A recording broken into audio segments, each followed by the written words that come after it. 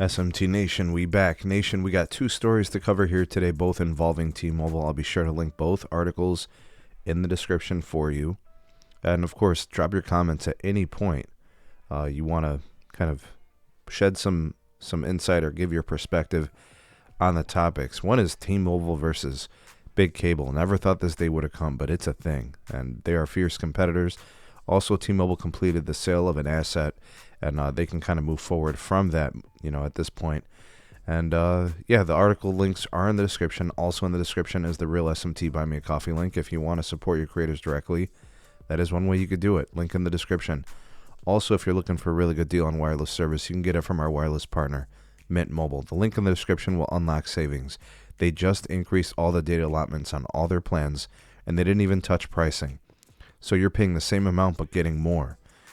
The partner link in the description, use it. You'll save money, and you'll be helping out the channel in the process. All right, so the first story out of Light Reading, Dano. All right, the earnings season has come and gone, right? Q1 earnings reports have been out for AT&T, Verizon, T-Mobile, and also Big Cable, Charter, Spectrum, and then also Comcast Xfinity. And it was a very interesting one. Cable showing the most growth within the industry, and it's not even close. Big Cable, comprised of Charter and Comcast, went over 1 million mobile lines added. So when it comes to the share of the gross adds in the industry, they're taking the lion's share. Now, T-Mobile did well also when it comes to net adds. But because of the apparent weakness, because T-Mobile doesn't like to look bad, at their earnings, they made, CEO Mike Sievert made some interesting statements. And to me, again, it shows weakness in the growth area that they typically thrive in, and it's typically theirs. But Charter, Spectrum added 686,000 new mobile customers in the first quarter, and that's above and beyond what Wall Street was predicting. They said they expected 542,000, right? So when you come in and go 35% higher than the prediction, the quote from the article is that the number of ads was insane, right? I think that's why, T-Mobile took the chance to kind of throw some asperges at the company. The CEO of T-Mobile, Mike Sievert, suggested that most of those ads were the result of Charter's free line, right? And that free line, what he quoted as saying is low-calorie customer net ads, and false market chatter, basically saying that those lines didn't really exist. I think the magic number he gave was like 75% of those lines were not industry lines. They were just made up because of, the free line.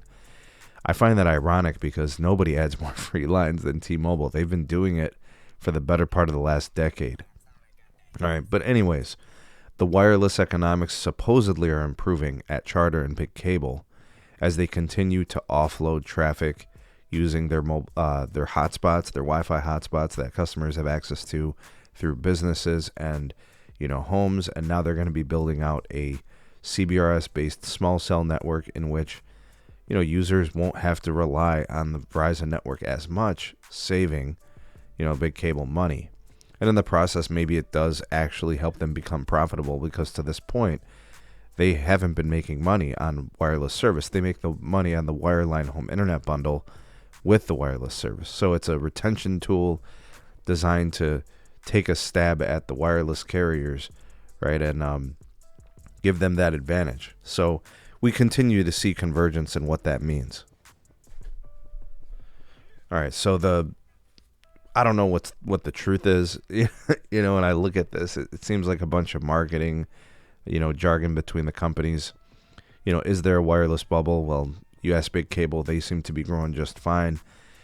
There was over, I think, 1.7 million connection for the networking additions piece between wireless and MVNO, right? When you look at all the ads, so they're still taking the lion's share.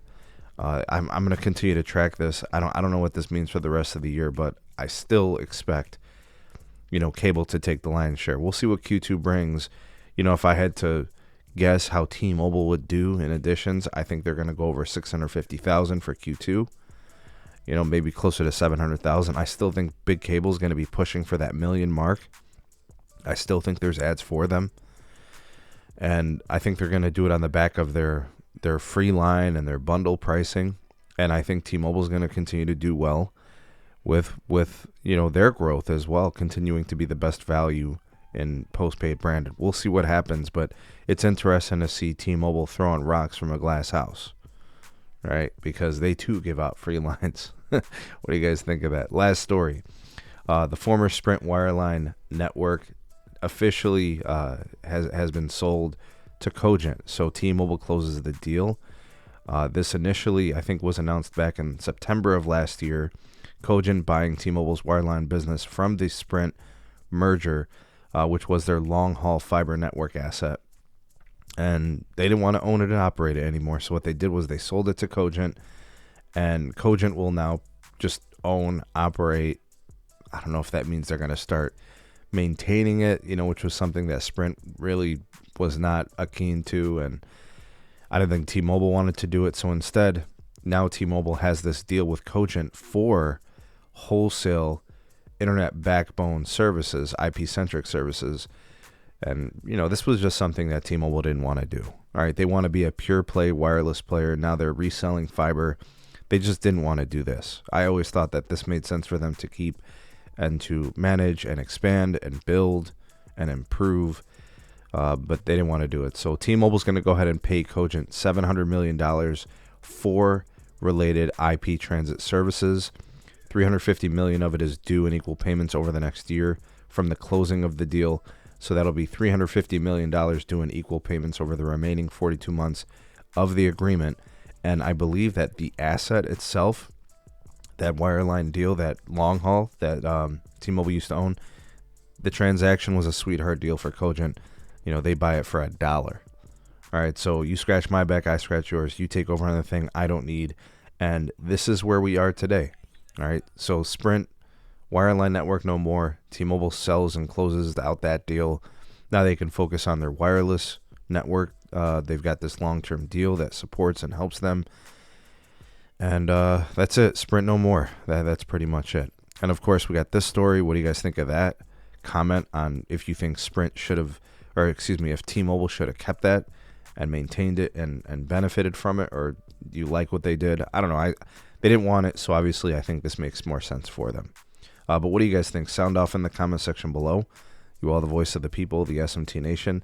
Let your voice be heard. Tell me about that. And don't forget to tell me about what's going on with cable and T-Mobile. Now they're in the crosshairs. We'll continue to see ads on this interesting story. Thanks for watching. See you all in the next one. Peace.